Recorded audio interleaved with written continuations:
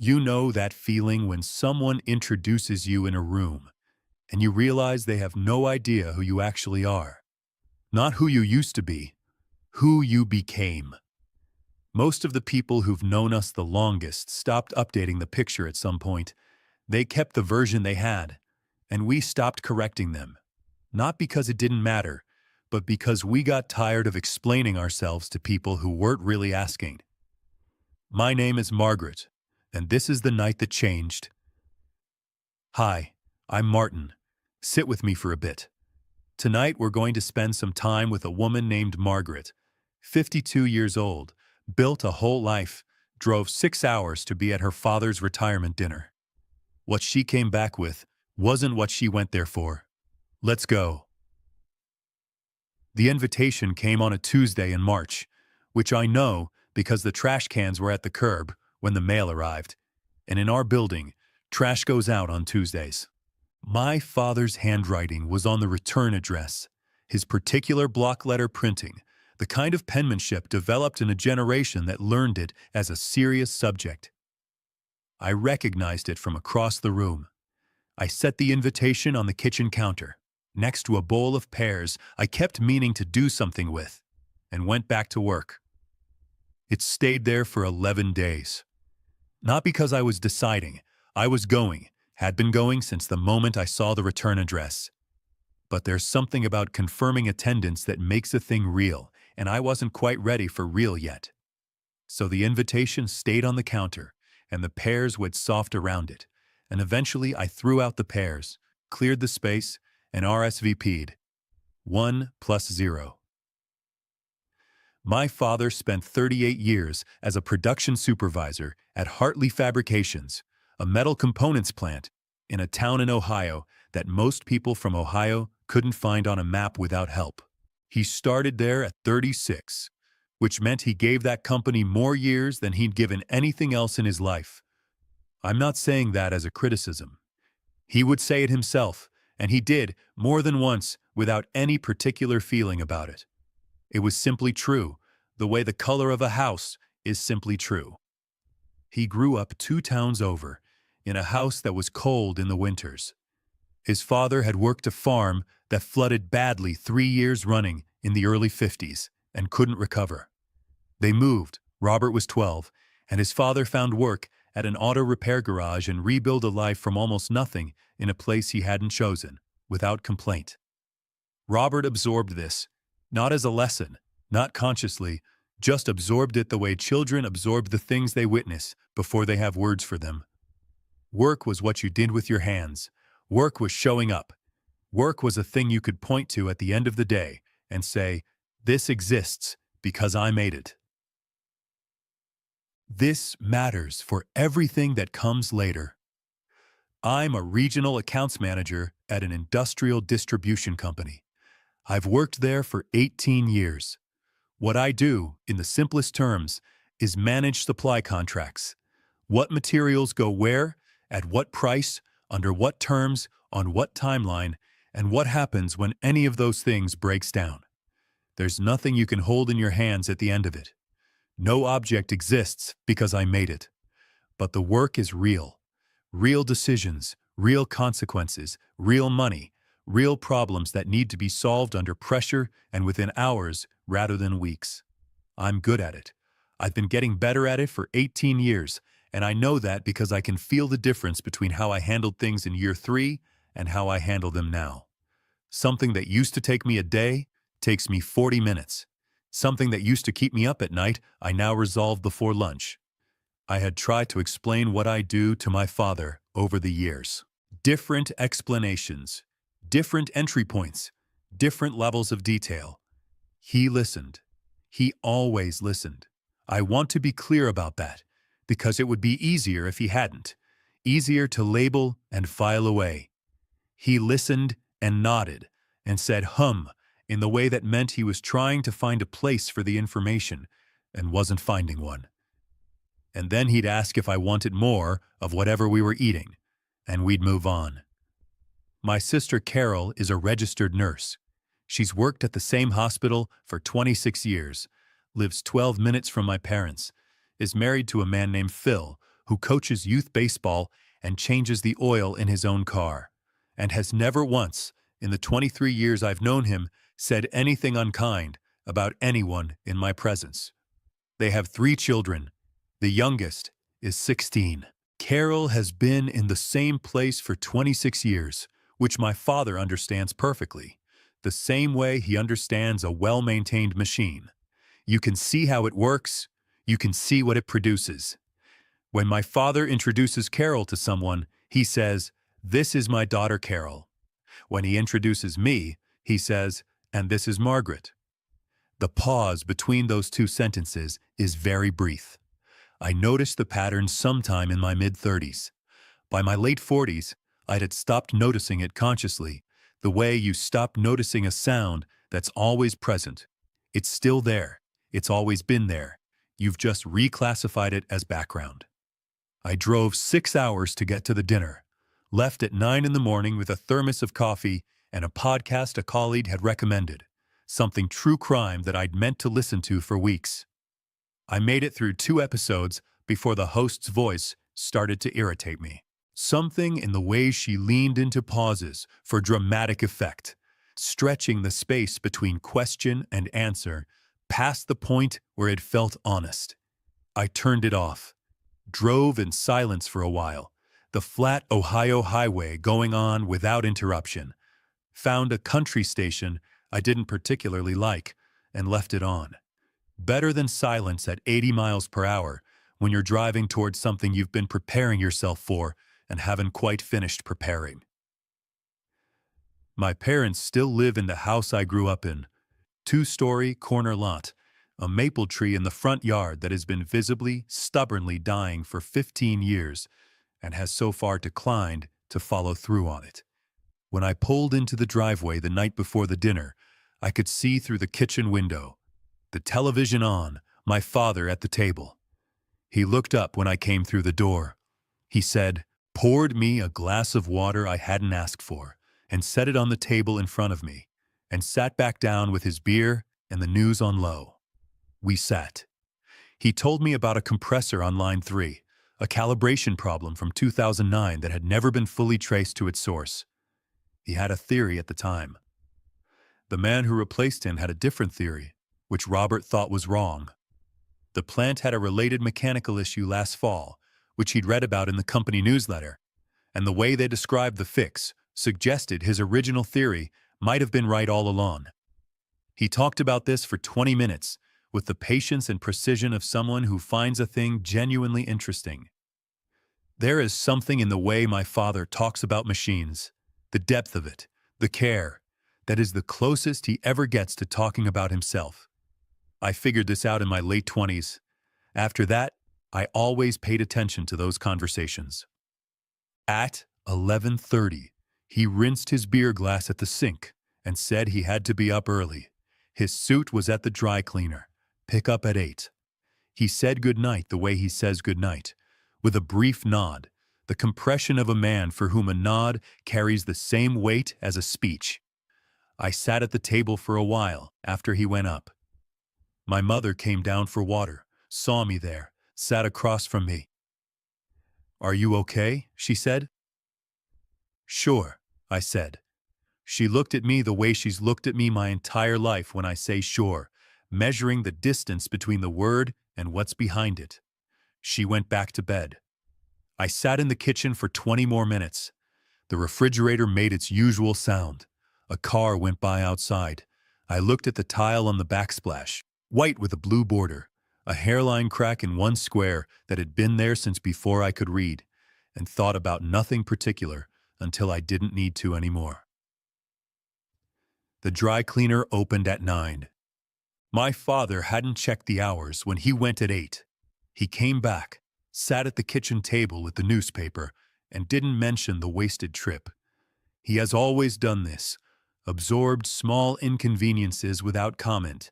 The same economy applied to small things and large ones alike. I've always found it a quality I couldn't argue with and couldn't quite manage myself. My mother made eggs. The house had the busy, slightly pressurized quiet of a morning before an event. Things being prepared, decisions being made about small things. The particular domestic tension of people trying to get ready at the same time in a house with 1.5 bathrooms. Carol arrived at 10:30 with Phil and Becca. Becca is 16. She has her mother's face and the particular economy of a teenager who has worked out that most family occasions require minimal active participation to satisfy the social requirements. She sat at the kitchen table with her phone and a focused expression that could have been homework or could have been nothing, and I didn't ask. At one point, she looked up and caught me looking at her. "What?" she said. "Nothing. You look like your mom when she was your age." She considered this. "Is that bad?" "Not even slightly," I said. She went back to her phone. Satisfied, apparently. Carol hugs me at the door. She smelled like the same shampoo she's used since we were teenagers. Lavender, a specific brand.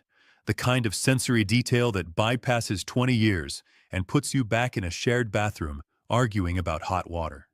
We hadn't seen each other in 8 months. The last time was our mother's procedure. Nothing serious, something that needed monitoring, that turned out fine. And we'd spent 2 days in the hospital waiting room together, doing a reasonable impression of close sisters. We covered logistics. We didn't say anything particularly true. But we were there. "You look tired," Carol said. "I'm fine. I'm not criticizing, I'm just saying." She went to find our mother. Phil shook my hand. He told me the drive up had been worse than expected. I said yes, that stretch had been bad for years. We both looked at Becca, who hadn't moved. "She does that everywhere now," Phil said, without any particular feeling about it. "She's fine," I said. Phil is a man I have always liked without fully understanding. He has a steadiness to him that isn't passivity. He pushed back on my father once about something I wasn't present for and apparently held his ground. But he doesn't lead with any of that. He leads with availability, which I've come to think is rarer and more valuable than it sounds. My father came back from the dry cleaner at 9:15 with the suit in a bag and went upstairs to hang it. He came back down in jeans and a flannel shirt and made himself a second cup of coffee and sat with the newspaper in the particular way of a man doing a familiar thing on an unfamiliar day. He read. He turned pages at his own pace. The day moved around him. At one point, Becca looked up from her phone and said, "Grandpa, why do you still get the paper? You could read it on your phone." My father looked at her over the top of the page. "I could eat soup with a fork, too. Doesn't make it the right tool." Becca looked at him. "That's not really the same thing." "Sure it is," he said, and went back to reading. Becca looked at me. I gave her a small shrug. She almost smiled. A flicker, gone before it was certain. She went back to her phone. "I want to tell you something about my father that doesn't fit neatly anywhere, so I'm going to put it here. He is funny. Not trying to be funny, not performing humor for a room. The kind of funny that comes from seeing things with extreme precision and saying exactly what he sees, without softening or dressing it up. It's the quality that made the room laugh at his retirement dinner later that night. It's a quality I've spent my whole life half envying. I have my mother's humor, which is quieter and more internal and has served me well. But my father's particular gift, the one that makes rooms open up, that one skipped me entirely, and I've always known it. By noon, the house had the loose, productive feeling of people getting ready. My mother ironing a blouse in the bedroom.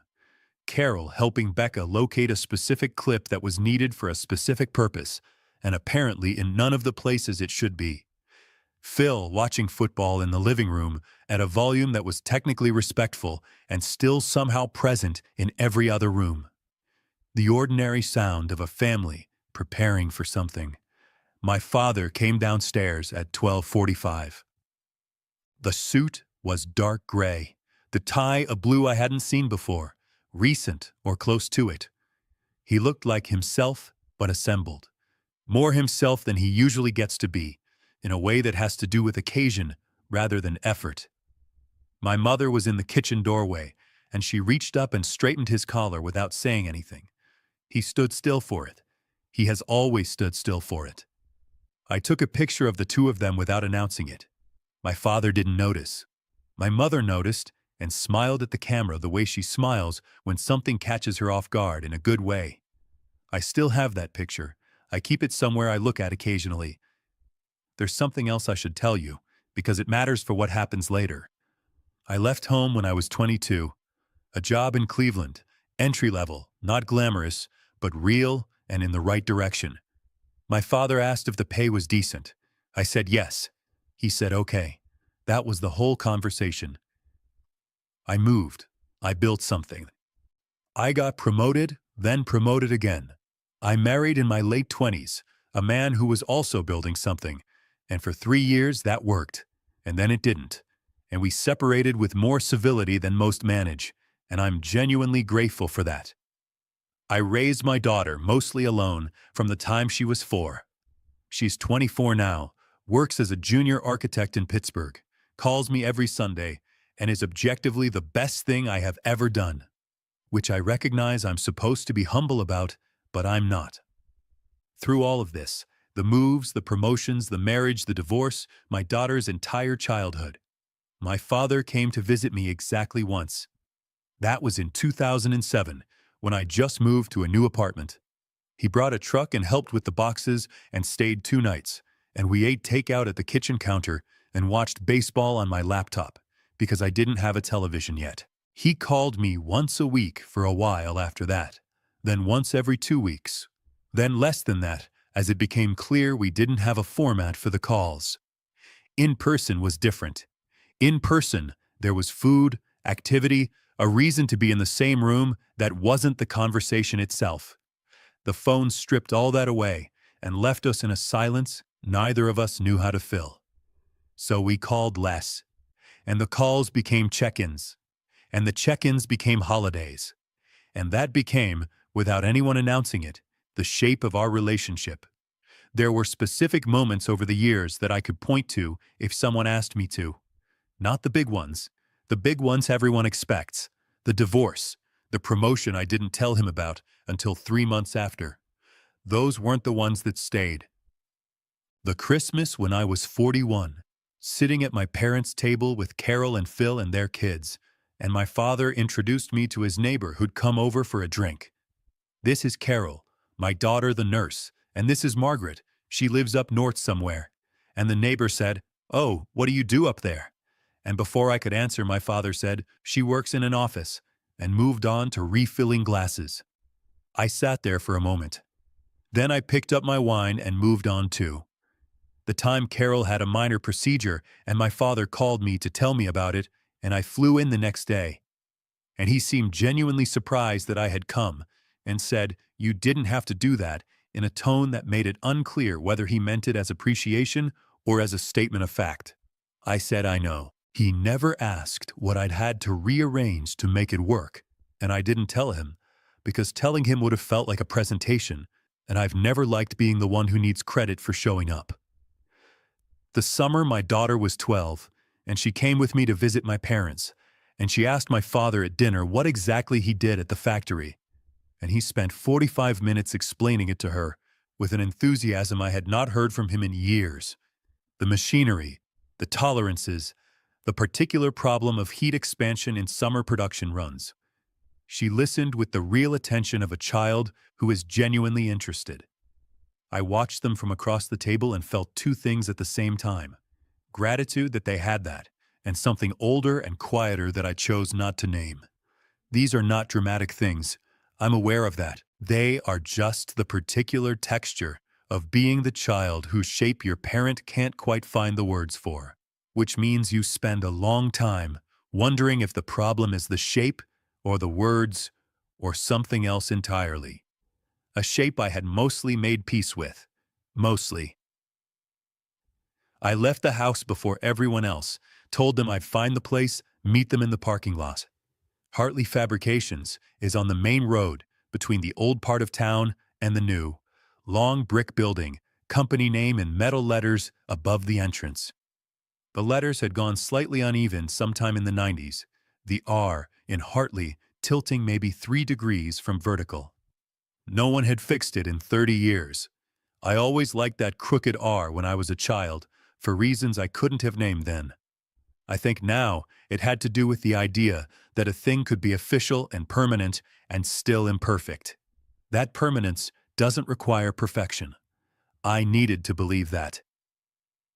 I drove slowly past the front and into the parking lot of the adjacent events building, half full already. I sat in the car.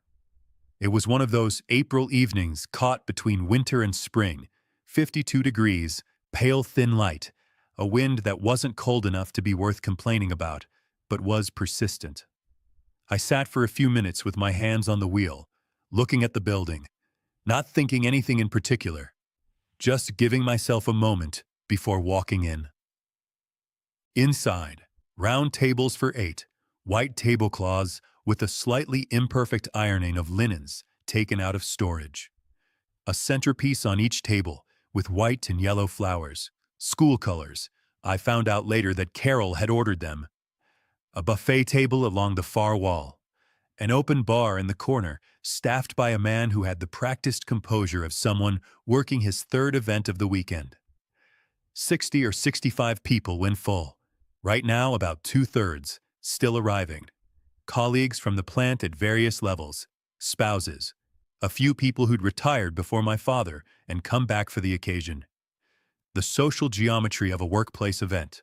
Some people who know each other well and easily, others who have only shared conference rooms and are now figuring out how to translate that into a dinner.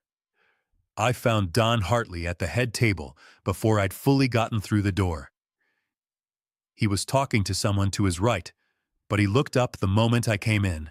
I don't know how to explain this, except to say that some people have a specific quality of spatial awareness. They track a room without appearing to. Hartley has always had this. In 7 years of working together, I've seen it in meetings. He knows where everyone is, follows conversations at the periphery of the main one, doesn't miss much. He saw me. I saw him. A small upward nod, the nod of someone recognizing a person in an unexpected context, still processing what the context means. I nodded back. Neither of us moved. Neither of us said anything. I looked away first. I found my table number on the card in my hand. Table 4. I looked around, found a table with a 4 on it, sat down, started to arrange my bag, and then a woman appeared at my elbow. "Excuse me, are you a Callahan?" I said yes. "You're actually at table 4 over there, hun. This is 7, Western Division." She said it gently, the way you correct someone when the error is small and the embarrassment is a choice. Her name was Denise. She'd been in HR at the plant for 19 years, she told me as she walked me to the right table. She said my father was wonderful. She said it the way you say a thing you've said before, and still mean. Table 4 was in the center of the room. I sat down next to my cousin Gary, who is 44, sells insurance, and has the specific conversational quality of a man who has found that most topics, given enough time, can be made to circle back around to him. He seemed genuinely glad to see me. He told me about the drive up, which had been rough. He told me about a property he'd been watching in the area. He told me about his son's soccer season, which was strong. I made the appropriate sounds and watched the room fill around us. My parents arrived at 5:50. My father came through the main entrance, and the room shifted in that specific way. A slight redistribution of attention, like a tide responding to something, that happens when the person an event is about walks in. He moved through the room slowly. He stopped every few feet.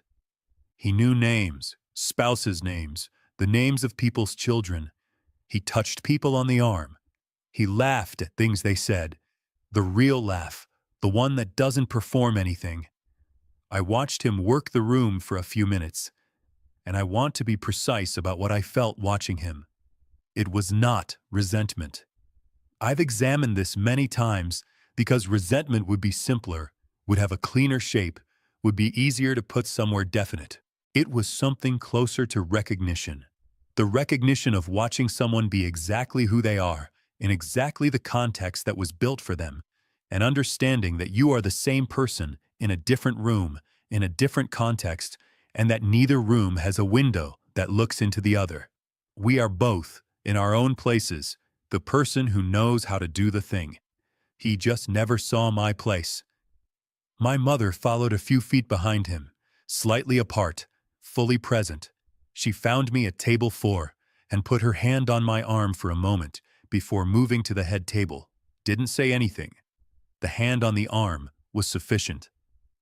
I ordered a glass of wine from the bar, then another.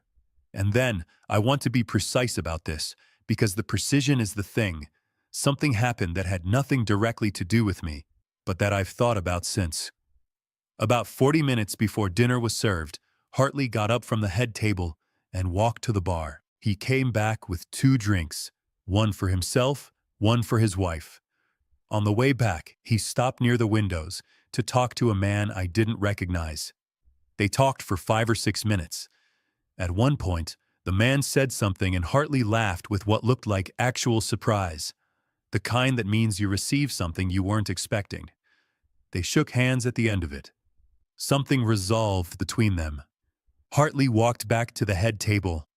On the way, he glanced in the general direction of table 4. He did not stop. He did not look directly at me. He sat down, said something to his wife, and picked up his drink.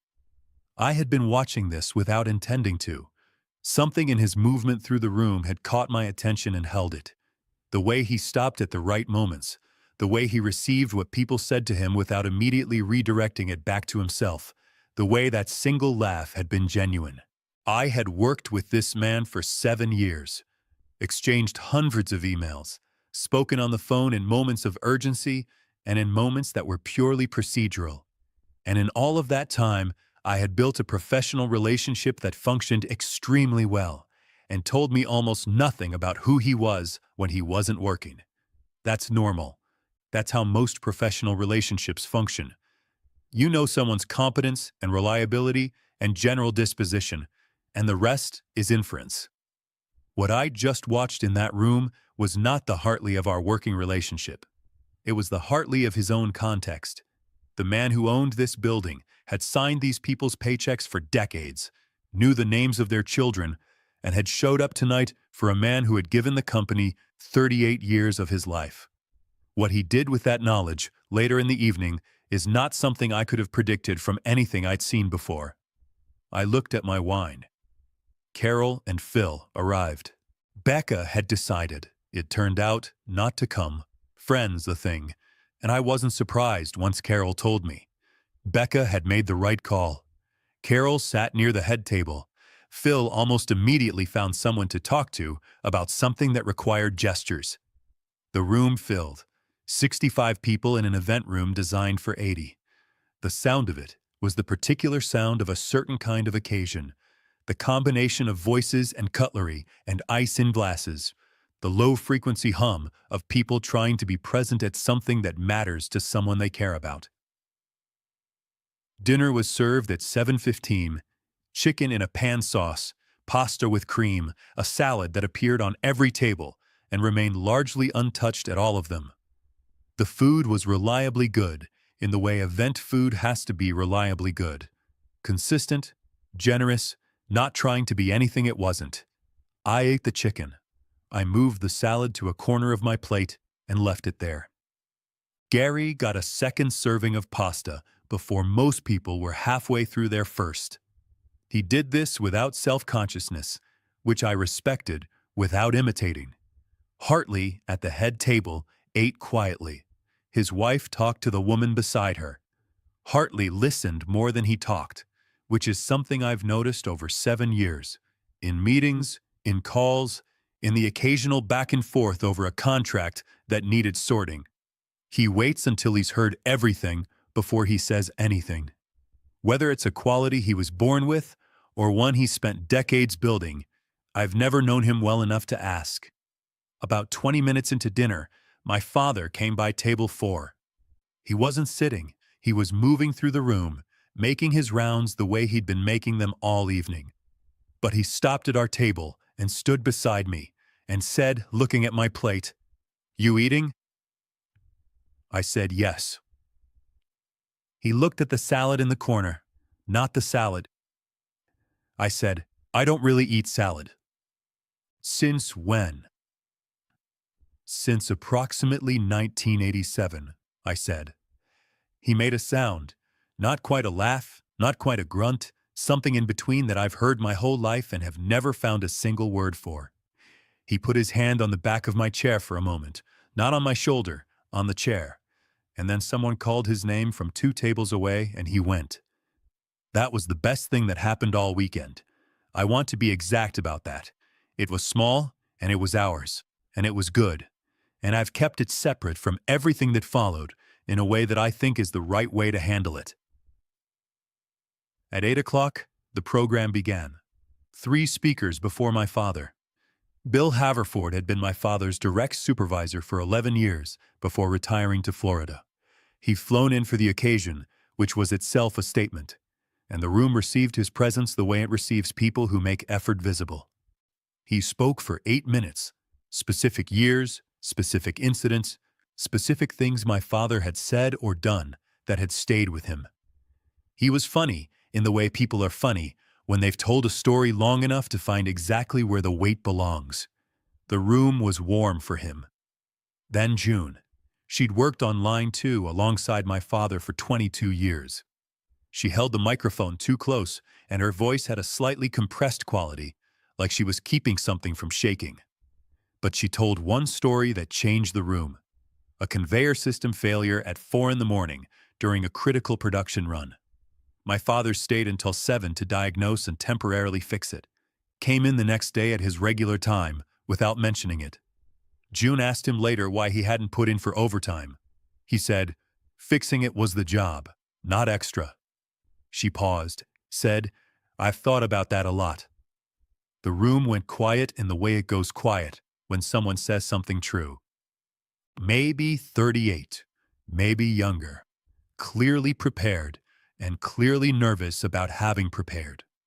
He read from an index card and didn't try to hide it. He said my father had given him his first real professional criticism. Direct, specific, not unkind. Said it was the first time in his working life someone had taken him seriously enough to tell him the truth. "I came in green," he said. "I left knowing how to do the job. That's because of this man." He looked at my father when he said it, and my father looked back at him with an expression that had no performance in it. Just a man receiving something that he hadn't expected to be given in exactly those words. I thought about Marcus for a moment, the way he'd said it. He didn't need as much teaching as he thought he did. I wondered if my father had said something like that to him once, in passing, in the way he said things, not as encouragement, just as an assessment, and whether Marcus had been carrying it for years, the way you carry a thing someone said when you needed it. I thought about how my father can do that.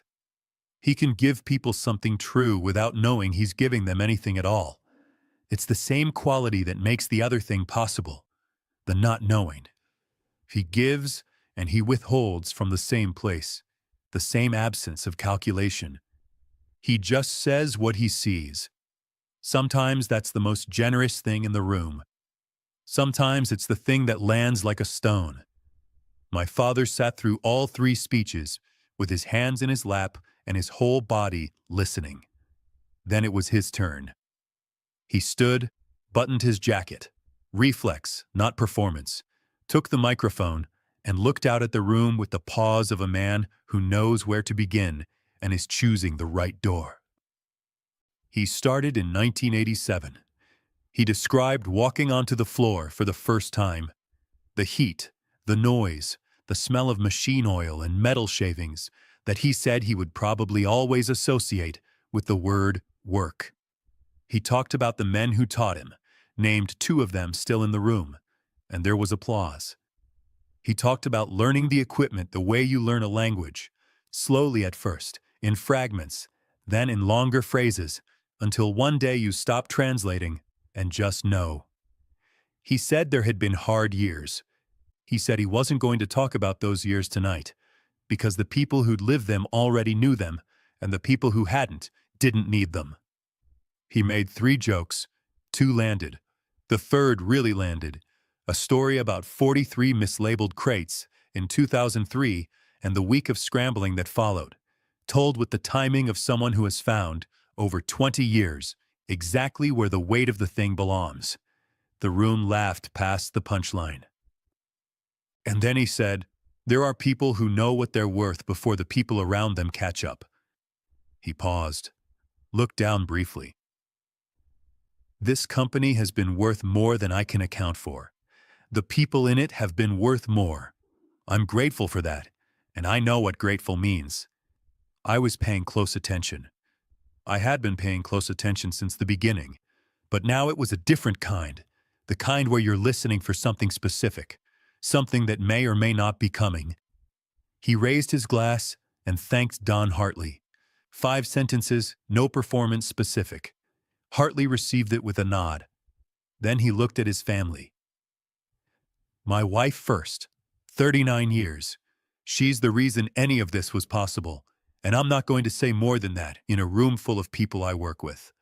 My mother smiled at the table, the small internal smile, the one she saves for when he says exactly the right thing. Then Carol. My father's face changed, not dramatically, but something in it opened. The quality of a man looking at something he knows without confusion, feels without qualification. "This is my daughter Carol, nurse for 26 years, married to Phil, who I've liked from the first week and never quite told him." Phil made a sound from across the room. 3 kids who are better looking than their mother, which she gets from my side. Laughter. Carol rolled her eyes. The room laughed with her, warm and easy. Then he turned toward table 4. He found my face. He smiled, his actual smile, the one I recognize. "And this is Margaret. She's always been the complicated one." A small laugh aimed at the room, a look of someone sharing a long-running joke. "The family disgrace." The laugh again, seeking familiar faces, bringing the room in. "I say that with love." A few people chuckled, the reflex chuckle that follows a speaker's smile before the content lands. Most of the room did not. The ambient noise of 65 people continued. Cutlery, glass, the low hum of a full room. But something changed in the texture of it, a shift. The kind that doesn't produce silence, but produces a different quality of presence, like everyone has taken a half step back without moving. I looked at my plate. The chicken was there. The pasta I'd moved to one side at some point. The salad, still in its corner where it had been since it arrived. And on the left side of my place setting, I noticed this now for the first time. Someone had put the wrong fork. A salad fork, narrow-tined, where the dinner fork should have been. Which meant I'd been eating with the wrong fork the entire meal and hadn't noticed, and was noticing now, and was looking at it. I looked at that fork for a while. Gary put his hand on the table, not on my hand, near it. He left it there. He didn't say anything. Carol, from her table near the front, was looking at me. I felt it before I confirmed it. I did not look at her. Across the room, I was aware that she had straightened slightly in her chair, that she had put both hands on the table in front of her. I kept my eyes down. My father kept speaking. He moved into the thank yous, department by department. Some people by name, their specific contributions, their particular qualities. Some groups collectively. As he spoke, the room gradually reassembled itself around the ordinary business of a speech. Conversations resumed at the margins. The man from the bar moved with coffee. Somewhere in the back, something produced a small laugh. I watched Hartley without looking like I was watching him. He had not moved since the introduction. His fork was set down beside his plate, tines down, the way you set it when you're done. His wife was talking quietly to the woman on her right. Hartley was not talking to anyone. He was sitting with the focused stillness of a man who has heard something and is making a decision about it. I know that stillness. I've seen it in negotiations when something has shifted and the other party hasn't realized it yet. It's the stillness of someone who has a next move and is choosing the moment. I didn't know what he was going to do. I didn't know if he was going to do anything at all. In 7 years of working together, I had developed a professional relationship with Don Hartley that I trusted and respected. But I didn't know him personally, didn't know how he handled things like this, what his thresholds were, whether he was the kind of man who intervenes or the kind who witnesses. Both are legitimate. I had no way to know which one he was in a room like this one. And so I sat with the not knowing, which is different from hoping. Hoping is something you do when you're waiting for something you want. I wasn't sure I knew what I wanted. I wanted the dinner to end. I wanted to be in the car. I wanted, in some way I couldn't articulate, for my father to understand what Hartley knew. But I also understood that the mechanism by which that happened, if it happened, was not mine to control. I have spent a great deal of my life learning not to try to control the mechanism. I'm still learning it. That night, I sat with my hands in my lap and looked at the wrong fork and waited. His wife noticed. She said something low, very low, a murmur, and he turned toward her slightly, and they exchanged a few words. She glanced toward table 4, briefly, then back at her plate. Hartley stayed still. My father thanked the logistics team. He thanked the woman who had organized tonight's event. She sat 2 tables from me, and she pressed her hand briefly over her mouth, the quiet emotion of unexpected credit. He thanked Bill Haverford for flying in from Florida. He thanked Marcus and said he didn't need as much teaching as he thought he did. That's what I remember most. Marcus, somewhere across the room, looked at the table. Then my father raised his glass. 38 years. I wouldn't trade a single one. The room stood, not as one. A standing ovation at a workplace event is never perfectly synchronized. It starts somewhere and radiates. Some people rising immediately, others half a beat behind, the whole motion having the genuinely uncoordinated quality of something that wasn't planned. I stood with everyone else. I clapped. It wasn't performed. He had given 38 years to that plant. The speech had been true, and the standing ovation was true. He stood at the microphone and looked out at the room with an expression I had never seen on his face before. The expression of a man receiving something he'd wanted for a long time, and had stopped expecting. He sat. The room settled. Someone clinked a glass. More wine appeared. Gary said something to me that I heard and didn't register. And then Hartley set down his coffee cup. He looked at the head table, then toward table 4, then back. His wife looked at him. He looked at her. Something passed between them, some small private permission, and he straightened slightly in his chair. He didn't fully stand.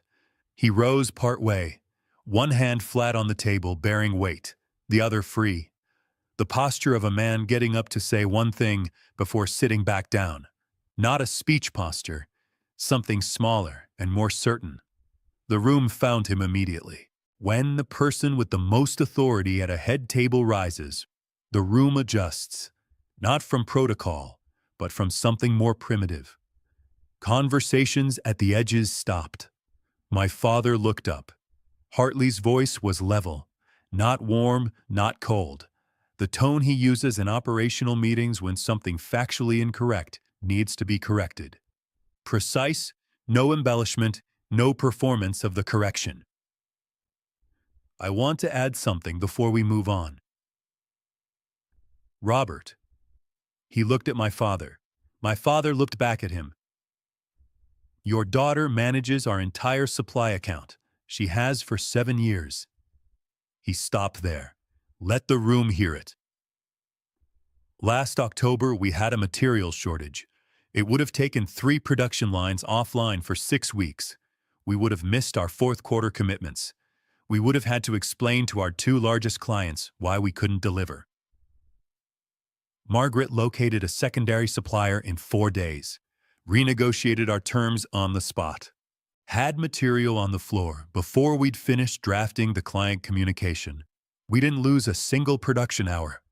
Our clients never knew there was a problem. He was still looking at my father, not at me, at my father. I have her number saved in my phone as Callahan Urgent, always picks up. I've told our operations team more than once that if they want to understand what a reliable supplier relationship looks like, the kind that holds when something actually goes wrong, they should look at how we work with her company. Now he looked at me, briefly, something in his expression that wasn't quite anything I had a word for. I don't know what we'd have done without her. I wanted to make sure that was said in this room. He sat down. The silence that followed was a specific kind, not the absence of sound, but the suspension of the top layer of it. The room's ambient noise continued underneath, but where the attention lived, it was completely still. My chest was moving faster than I wanted it to, not from emotion in the way people mean when they say emotion, from the physical effect of adrenaline, which doesn't wait for you to decide how you feel about something. My hands were steady. My face was, I believe, approximately neutral, but I was aware of my own breathing and aware that I was aware of it, and I looked at my plate. The wrong fork was still there. I looked at my father. He was looking at Hartley, then at me, then back at Hartley. The expression on his face was one I had never seen before and have thought about many times since.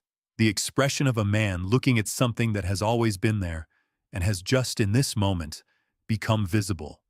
Not shock, not guilt exactly. Something more like the specific bewilderment of recognizing a familiar shape in a context you didn't expect it, and understanding that the shape was real the whole time, and that you simply hadn't looked. Carol was not moving at all at her table. Gary, beside me, exhaled slowly through his nose. Just that. Across the head table, Hartley's wife reached over and put her hand on his forearm. A brief pressure. She moved it back. I looked at Marcus across the room. He was looking at the table in front of him. Very still, the way someone looks when they've witnessed something and are processing what it means and whether they're allowed to have feelings about it. I looked at June, who had spoken second. She was holding her water glass with both hands, not drinking from it. She was looking at me. When she realized I was looking back, she gave me the smallest nod. The nod of someone who has worked alongside a good man for 22 years and is seeing him clearly for possibly the first time. I looked back at my plate. The room held its breath for a few seconds longer than it should have. These are the moments you remember afterward, in extraordinary detail. Not what was said, but the quality of the air around it. The way 65 people simultaneously became very aware of their own hands. For a long moment, no one at the head table spoke. Then my father said, "Well?" He looked around, at Bill Haverford, at the woman beside him, at the room. "I believe there's a dessert." And the room, carefully, like something being lowered rather than dropped, came back to itself. Conversations restarted at the edges. The dessert carts appeared, small chocolate cakes on white plates. The man from the bar moved with the coffee service. The logistics woman 2 tables away was already in a new conversation, her hands moving. Somewhere in the back of the room, 2 people laughed at something entirely unconnected to any of this. Gary took a piece of chocolate cake from a passing cart. I ate a bite of cold pasta, then another. The wrong fork still in my hand. I left before dessert. I told Gary I wasn't feeling well. It wasn't entirely a lie. I picked up my bag, pushed back my chair quietly, and stood. I looked for Carol before I left. She was watching me from her table with an expression I recognized. The look she gets when she's about to do something and is waiting to see if she should. She started to rise. I shook my head, barely, just enough. She sat back down. She had her phone already in her hand. I looked for my father. He was at the head table with his back to me, talking to Bill Haverford, who had said something that was making my father laugh. The specific laugh that means he's receiving a story he likes. Leaning in slightly, his hands starting to move a little the way they do when he's engaged and not monitoring himself. I stood near the door for a few seconds and watched him from across the room. I didn't go to him. It wasn't the right moment for it, and I don't do things when it isn't the right moment. I don't know whether this is self-control or avoidance. Probably both at different times. I went out. The parking lot was the same parking lot it had been an hour ago. Same cars. Same two pole lights at the far end, washing everything in pale yellow. Same April wind. Still persistent. Still not quite cold. I found my car. I got in. I put my bag on the passenger seat and sat with my hands in my lap. I took out my phone. I opened my daughter's name in my contacts. She's 24 and lives 3 hours in the other direction and is the person I can tell almost anything to. I looked at her name on the screen for a while. I put the phone away. It wasn't that I didn't want to hear her voice. It was that hearing her voice would have required explaining what had happened, and explaining it would have required her to feel something about it. And she would have been angry. She's always been quicker to anger on my behalf than I am, which is a quality I love and occasionally find exhausting. And I would have spent the next 20 minutes managing her anger, on top of my own whatever this was, and I didn't have that in me. I sat in the parking lot. I thought about the wrong fork, which I'd used for the entire meal without noticing until I couldn't stop. I thought about what it meant that I'd eaten correctly with the wrong fork for an hour. Nothing, probably, except that the classification of wrong and right depends entirely on who's doing the classifying. I thought about Hartley's voice, the complete absence of ceremony in it. The way he'd said always picks up as if it were a minor practical quality, a logistical note, when it was also, I know this about myself, the thing I'd worked hardest to be. Reliable under pressure. The one who answers. I thought about my father's face afterward. That specific look, a man seeing something that was always there. I have turned that look over many times since. I don't think it was guilt. Guilt would have been easier to watch in some ways, because guilt is active. It moves. It reaches towards something. It tries to repair. What I saw in my father's face was something quieter and harder than guilt. It was the face of a man encountering a gap between his understanding of something and the thing itself, and beginning to measure how wide the gap is. That kind of reckoning takes longer than a dinner. It may take longer than I have left in good health to witness. But it was real. I saw it, and it was real, and I'm not going to claim it was nothing. I thought about his speech. I never once woke up and didn't want to come in. I had written it down in my phone so I wouldn't lose the exact words. I'd done that because it was the truest thing he said, and because I understood it, and because the same thing is true of me. I have never once woken up and not wanted to do the work, and he has never asked me about it in enough detail to know. I'm not angry at him. I want to be precise. I am not angry at him. I have been angry. Specific moments, specific years, the year after my divorce when I needed something from him I didn't get, the year my daughter was 7 and he missed her birthday because of a thing at the plant that I later found out he could have left early. Those were real. I don't dismiss them, but they belong to a different accounting than the one I was doing in that parking lot. What I was doing in that parking lot was something more like inventory. sorting through the items of a relationship to see what was actually there versus what I'd constructed around it, the assumptions I'd made about what he thought of me, the conclusions I'd drawn from his silences. Some of it held up under examination. Some of it, looked at honestly, was more complicated. He had never said he was ashamed of me. He had never said I was a failure. He had said I was complicated. He had said it as a joke. He had been smiling when he said it, which did not make it not a wound, but which was also a fact. The thing about a wound from someone who didn't mean to inflict it is that you spend a long time not knowing what to do with the anger. You can't return it to the sender with a clear conscience because the sender didn't know they were sending it. And you can't fully put it down because it's real regardless of the intention. You mostly carry it, and it gets lighter over time. And eventually it's just part of the weight of knowing a specific person. The weight you accept because the person is worth the weight. I sat in the parking lot. I was not angry. I felt something else. Something like the end of a long wait for a verdict in a case that is already, quietly, closed. I started the car. My mother's house was 8 minutes away. I drove there without deciding to. The way you drive places you've known since childhood, without conscious navigation. Your hands just know. The porch light was on. She opened the door before I knocked. I found out the next morning that Denise from HR had texted her within 15 minutes of the speech.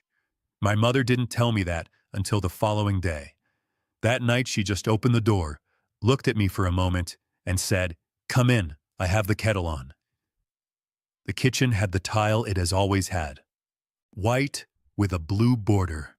One square on the backsplash with a hairline crack I have been looking at my entire life.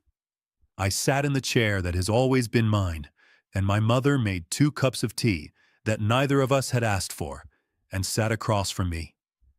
We talked about small things first, the drive up, the country station, whether the caterer was the same one they'd used for someone's retirement 2 years ago. The refrigerator made its usual sound. The kitchen was the kitchen it had always been, and I was glad to be in it. There is a particular quality to being in your childhood kitchen late at night.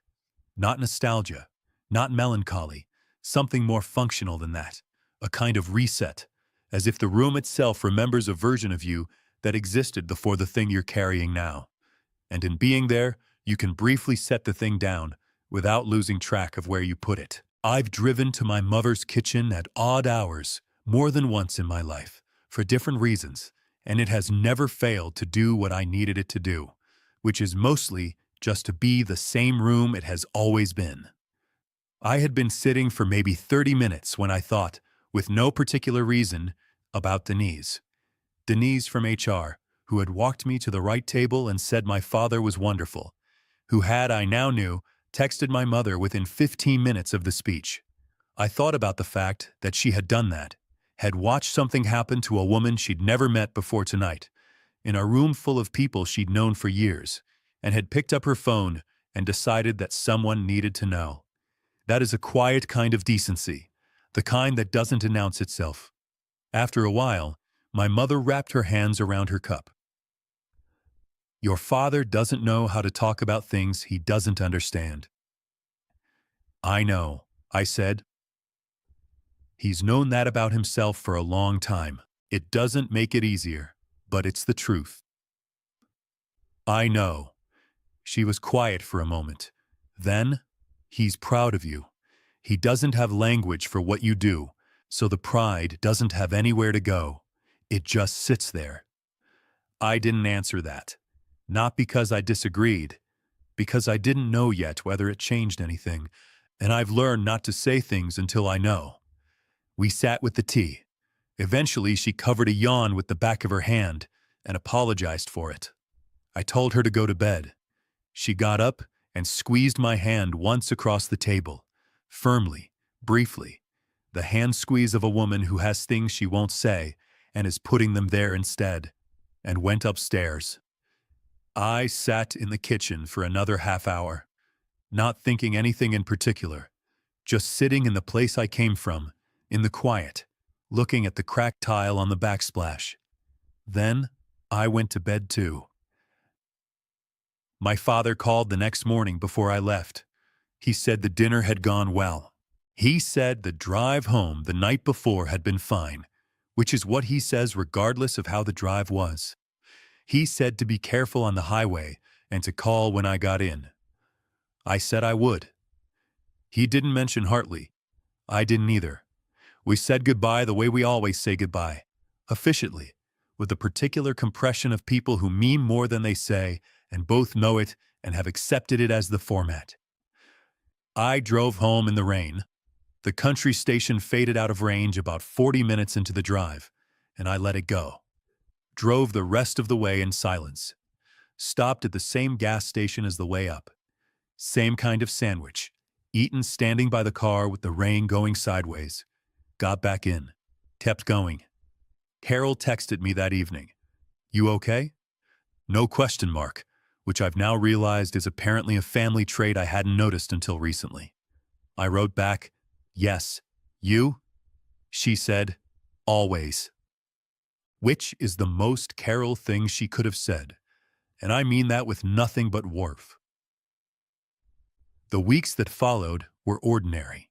Work, emails, a contract dispute I'd been managing for 2 months that finally resolved on a Wednesday afternoon without drama. A meeting that ran long. A Tuesday where everything went wrong before noon and was fine again by 3.